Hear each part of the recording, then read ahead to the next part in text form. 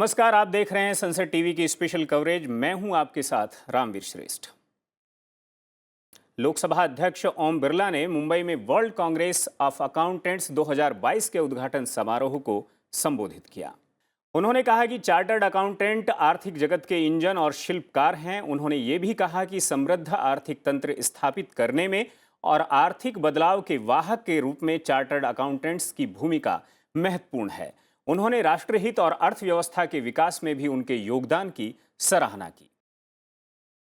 हमारे चार्टर्ड अकाउंटेंटों ने नए इनोवेशन, नई सोच, नई तकनीकी के एक नए सामर्थ्य के साथ भारत में एक सकारात्मक परिवर्तन लाए हैं और इसी के कारण आज विश्व के अंदर भारत की अर्थव्यवस्था सशक्त और मजबूत है। लोकसभा अध्यक्ष ने यह भी कहा कि हमें अन्य क्षेत्रों के साथ साथ कृषि क्षेत्र में भी किसानों की आय बढ़ाने और कृषि उत्पादों का मूल्य संवर्धन करने के लिए भी काम करना चाहिए।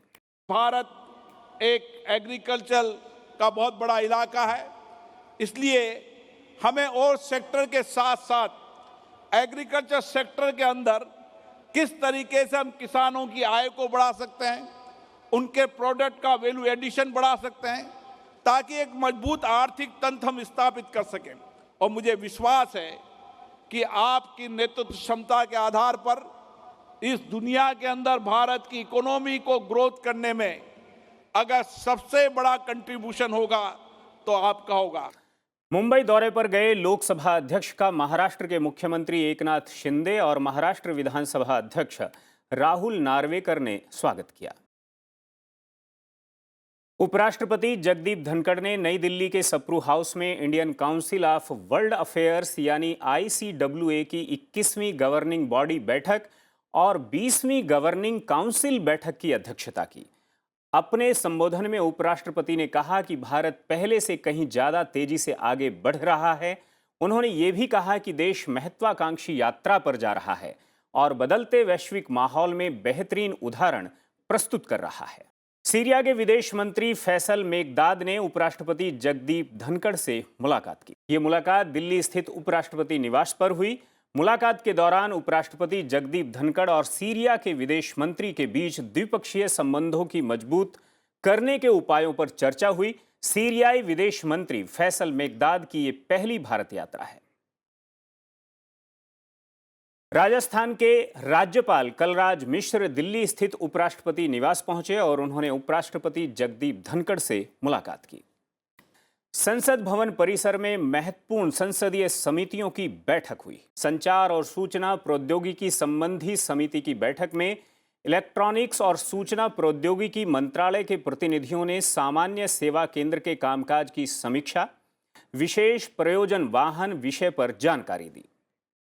वर्ष 2022-2023 के दौरान जांच पड़ताल के लिए विषयों के चयन को लेकर ज्ञापन संख्या 1 पर फिर से विचार और भावी कार्यनीति तय करने के लिए रसायन और उर्वरक संबंधी स्थायी समितियों की बैठक हुई। जेडीयू सांसद राजीव रंजन सिंह की अध्यक्षता वाली आवासन और शहरी कार्य संबंधी स्थायी समिति की भी बैठक हुई। विक्रम एस के सफल प्रक्षेपण से भारतीय अंतरिक्ष कार्यक्रम के निजी उपक्रम का प्रारंभ हो गया है।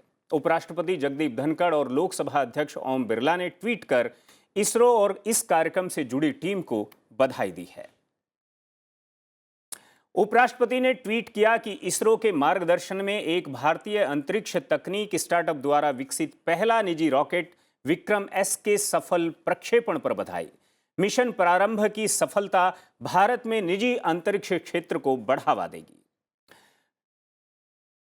लोकसभा अध्यक्ष ने ट्वीट किया कि अंतरिक्ष प्रौद्योगिकी में आत्मनिर्भर भारत की ओर कदम के रूप में इस लॉन्च को भारत के निजी अंतरिक्ष उद्योग की यात्रा में एक मील के पत्थर के रूप में याद किया जाएगा। लोकसभा अध्यक्ष ओम बिरला ने मां भारती के वीर सपूत महान क्रांतिकारी बटुकेश्वर दत्त की जयंती पर नमन किया। उन्होंने ट्वीट किया कि अपने अद्वितीय शौर्य और दृढ़ निश्चय से ब्रिटिश हुकूमत की जड़ों को हिला देने वाले इस युवा क्रांतिकारी का बलिदान भावी पीढ़ियों के लिए प्रेरणा का समृद्ध स्रोत रहेगा। लोकसभा अध्यक्ष ने ट्वीट कर परमवीर चक्र से सम्मानित मेजर शैतान सिंह भाटी के बलिदान दिवस पर श्रद्धांजलि दी। उन्होंने उनकी बहादुरी और देश प्रेम की गौरव गाथा को देश सदैव याद रखेगा, ये भी कहा। लोकसभा अध्यक्ष ओम बिरला ने गुलाबी नगरी जयपुर के स्थापना दिवस पर जयपुर और राजस्थान वासियों को बधाई दी है। फिलहाल हमारी स्पेशल कवरेज में इतना ही। आप देखते रहिए संसद टीवी। नमस्कार।